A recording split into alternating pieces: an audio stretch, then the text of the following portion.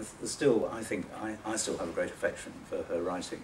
And there are lots of contemporary crime writers who are very sniffy about her, you know, say, oh, she was no psychological understanding of character and that sort of thing. She wasn't trying to write sort of slices of life, you know, she was writing these wonderful confections of sort of brain teasers. I think she was rather wonderful.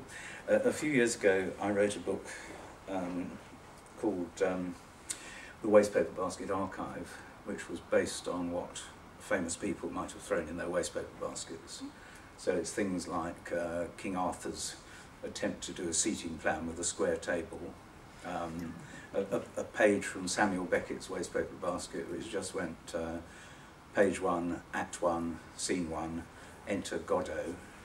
Or there was another from, yes, an early draft from William Wordsworth, which went, I wandered lonely as a cloud that rains upon the daddies and the mums, when all at once I saw a crowd, a host of gold chrysanthemums. So you get the idea. And when I was doing that, this is a cancelled draft of Agatha Christie's will. This is the last will and testament of me, Agatha Christie. I give and bequeath all of my estate and the royalties for 50 years after my death to my long-lost nephew, Eric, from Australia.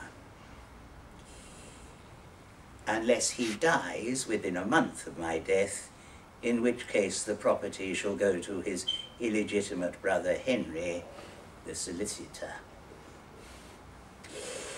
If, however, both brothers die within a month of my death, the beneficiary of this will shall be my housekeeper, Winifred Carston, who is really the daughter of my doctor, Marmaduke Dollington. In the event of Winifred dying within a month of my death, her father will inherit, but only if he is reconciled with his estranged wife, Daphne. If, however, Daphne dies before the month is up, the police should be called, and after Marmaduke's arrest, my estate should go to his niece, my long-suffering nurse, Betty.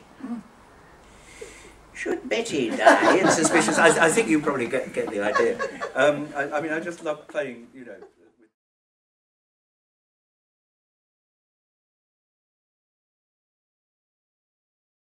First thing I can actually remember writing was when I was about 7 years old. A lot of writers say that somewhere in their background is a very charismatic English teacher, and I had a very good English master at my boys' prep school who was called Mr. Evans. And I remember he used to set us lists of words, quite complicated words, which we had to, you know, research and find out what they meant, this kind of thing. And I remember one of my classmates, one week we had the word impeccable, and we had to, you know, work out what that meant.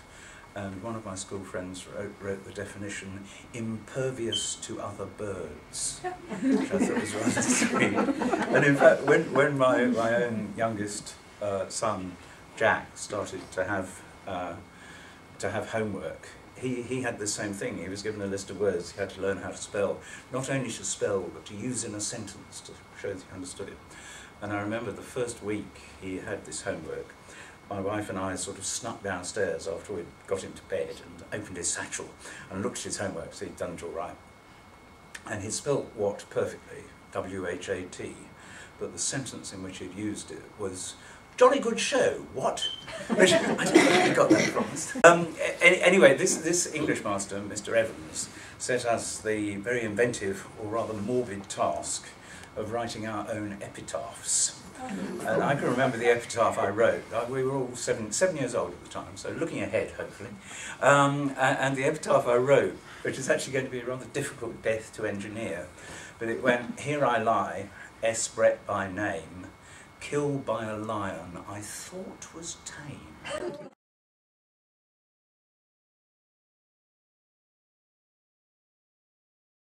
But that was actually a very important book for me because it's the only one of my books that was ever made into a feature film starring Michael Caine.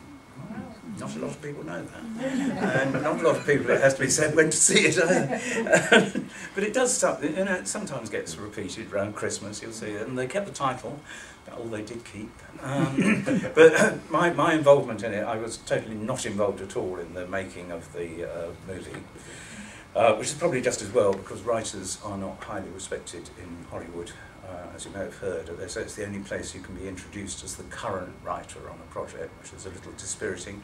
And they tell the story in Hollywood of the starlet who was so dumb that she slept with the writer, which kind of says everything about how writers are considered there. But my only involvement in the making of this movie was bending down to my doormat and picking up an envelope containing the largest cheque of my professional life, which is jolly good, you know, I wish it happened more often. And you'll be interested to know that my wife and I built onto our kitchen a conservatory, which we call the Michael Caine Annex. He doesn't know that either. But, and this movie, you hear about movies being launched, and this one wasn't so much launched, it sort of slipped off its moorings while nobody was watching. But we happened to be in New York at the time, and by then we'd met the screenwriter, and he had had a miserable time on the movie. But he found out when they were doing the crew showing, which is like the first time they actually see, you know, in a cinema, everyone who's worked on the movie goes to see it. And it's rather sweet, because all those endless credits at the end, you know, the gaffer and the best boy and the second unit director and the hairdresser and the hairdresser's hairdresser, they're all kind of there, and they get little rounds of applause when their credits come up. Very sweet. Anyway, just before this movie started, I was sitting there with my wife, and I was rigid with fear because I didn't know what they'd done to my book. And the screenwriter was there with his wife, and he was rigid with fear because he did know what they'd done to his screenplay. And my wife leant across and stroked my arm and said, "It's a very nice conservatory," which I think is an extremely healthy attitude. Well, you write one epitaph at the age of